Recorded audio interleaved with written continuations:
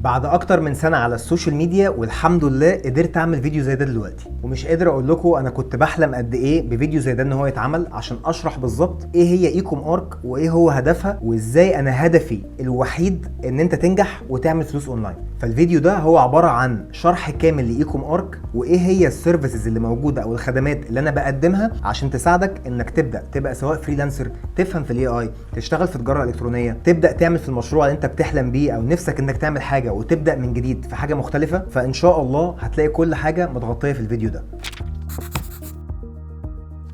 السلام عليكم، انا اسمي خالد رضوان، عندي اكتر من 12 سنه خبره في المالتي ناشونال اندستري، وبدات ان انا اخش على السوشيال ميديا في شهر 3 2023. قبل شهر 3 انا كان بقالي 5 سنين بشتغل في الدروب شيبنج والتجاره الالكترونيه، وفي الفتره اللي انا اشتغلت فيها اتعلمت حاجات كتير جدا سواء من شغلي او سواء من شغلي الخاص على اللابتوب. وكان هدفي وحلمي الوحيد ان انا اعمل منصه او بلاتفورم يجمع كل حاجه ليها علاقه بالتجاره الالكترونيه في مكان واحد بس. والسبب هو كالاتي: كميه الناس اللي انا شفتها الفتره اللي فاتت انها بتتكلم على السوشيال ميديا وبتتكلم على ازاي تعمل فلوس اونلاين كانت كتيره جدا، وكان دايما عندي عقده ان انا في ناس كتير بصدقها وناس كتير ما بصدقهاش، وما بكونش عارف اجيب المعلومه الصح منين. الفكره كلها ان انا كنت بحاول ابني منصه او بلاتفورم يقدر ان هو يساعدك فعلا تاخد كل اللي انت عايزه من مكان واحد بس. يعني اي اي هتلاقي جزء موجود، حاجه ليها علاقه بالتجاره الالكترونيه هتلاقي برده موجود، سيرفيس ليها علاقه بويب سايت برده هيكون موجود. فهنا وبعد سنه ونص من ان انا اقعد اطور وان انا اقعد اشوف ايه اللي الناس فعلا محتاجاه وقد ايه في ناس فعلا مهتمه انها تبدا حاجه جديده في حياتها، فخليني في الفيديو ده اشرح لك ايه اللي حصل بالظبط في الفتره اللي فاتت، واحنا النهارده ايه الخدمات اللي احنا ممكن نقدمها لك. اول حاجه وهو الكورس بتاع التيميت دروب شيبنج، واكاد اجزم لك ان الكورس ده مختلف عن اي كورس تاني بسبب الافتر سيل سيرفيس، وبسبب تاني المصداقيه اللي فيه، وهقول لك ليه. اولا انا في فيديو جوه الكورس لو انت دخلت على الويب سايت لازم تتفرج عليه قبل ما انت تبدا تعمل اي حاجه، والفيديو ده انا بقول لك فيه المتطلبات اللي لازم تكون عندك قبل ما تبدا مشروع في الدروب شيبنج. وفي الفيديو ده كمان بشرح لك ايه اللي موجود جوه الكورس. والفكره بقى ان انا مش شارح دروب شيبنج للسوق الامريكي بس، انا شارح لك لو انت عايز تشتغل في التجاره الالكترونيه في الوطن العربي وفي السوق الامريكي. فلو انت فعلا مهتم انك تبدا في التجاره الالكترونيه خش على الويب سايت وخش على الجزء بتاع الالتيميت دروب شيبنج، وهتلاقي ان انت كل المعلومات متاحه في الفيديو اللي جوه. الخدمه الثانيه اللي احنا بنقدمها وهو كورس الاي اي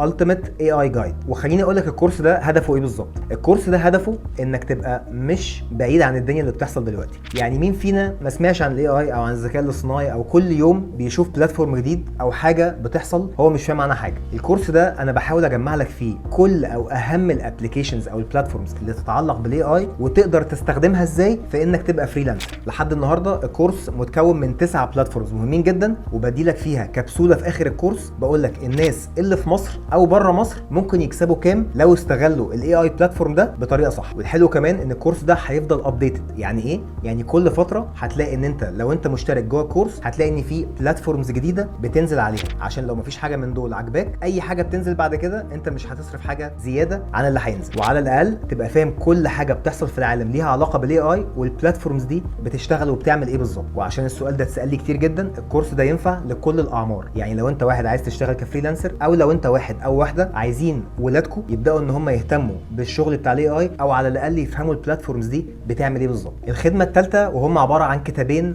اي بوكس. الكتابين دول غراب شويه واكاد اجزم ان انتم ما سمعتوش عن حاجه زي دي قبل كده. الكتاب الاول وهو اسمه تشات جي بي تي فور بزنس، والكتاب الثاني تشات جي بي تي فور فريلانسرز انتربرينورز اند سوشيال ميديا. الكتابين دول فيهم حوالي 140 شخصيه. الشخصيات دي مديلك فيها ستيتمنت او كلام معين اسمها جي بي تيز او كاستمايزد جي بي تي. يعني ايه؟ بديلك مساعد شخصي في المجال بتاعك. يعني لو انت دخلت على الويب سايت هتلاقي ان انت مثلا لو دخلت على الكتاب بتاع Ultimate Chat GPT for Freelancers، لو اتكيت هنا هيفتح لك اكسل فايل فيه كل الحاجات اللي انت ممكن تختارها. فلو انت مثلا واحد ليك علاقه بالكوبي رايتنج هتلاقي 19 مجال في الكوبي رايتنج. لو انت انتربرينور، براند كونسلتنت، افيليت ماركتير، لو انت بتهتم باليو اي يو اكس، لو انت فيديو كرييتر، لو انت بيرسونال فيتنس ترينر، لو انت بلوجر، ايا كان شغلانتك ايه اكيد هتلاقيها في ال 140 شخصيه دول. ده في الفريلانسر، وبرده نفس الكلام في البيزنس اللي هو ليه علاقه بالسبلاي تشين والاكاونتنج والسيلز وكل ما تتعلق من شغلانات. الفكره ان انت بتاخد اللي موجود جوه الكتاب ده كوبي بيست وبتحطه في السيتنجز بتاعه تشات جي بي تي. وتقدر برضو لو انت دخلت على الويب سايت هتلاقي فيديو بيشرح الكتاب ده بيعمل ايه، وعندي كذا فيديو على اليوتيوب بيقول لك الفرق ما بين ردود تشات جي بي تي لما تحط الشخصيه دي فيرسز تشات جي بي تي وانت بتتكلم معاه عادي، وشتان الفرق في الردود. انت فعلا اكن معاك مساعد شخصي في المجال اللي انت عايزه. وتقدر من الويب سايت تختار انك تشتري الكتاب كله او تشتري شخصيه واحده بس. اخر خدمه عندنا حاليا، لان ان شاء الله كل فتره هتلاقي في حاجات بتتطور كتير جدا، وهي خدمه الويب سايت